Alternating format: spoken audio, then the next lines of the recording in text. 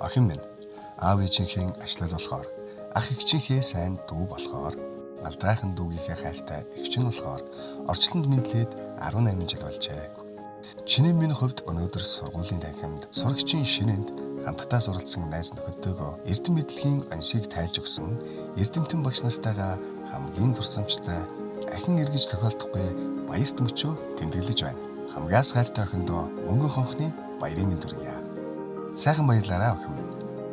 Аав охиныгоо эрдэм номтой боловсрал мэдлэгтэй бүхнийг чаддаг мэддэг болоосоо гэж бодхоос илүүтэй их орон байгаль дэлхийгээ хайрладаг, зөвд зөөлөн, бурууд хатуу, хүнийг чин сэтгэлээс ойлгодог, чадвал тусалж дэмждэг, энэрч хайрладаг, хүн чанартай хүн болоорой гэж ерөөе.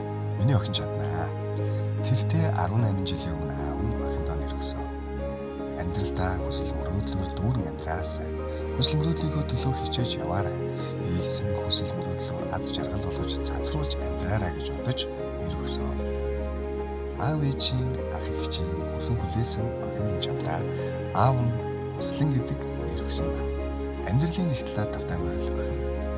Аав ээжийн ашлалт охин, ах эгчийн сайн дүү, алдраа дүүгийнхээ хайртай эгч, инхрийн охин чамдаа аз жаргал хүсье. Хайртай шүү охиндоо.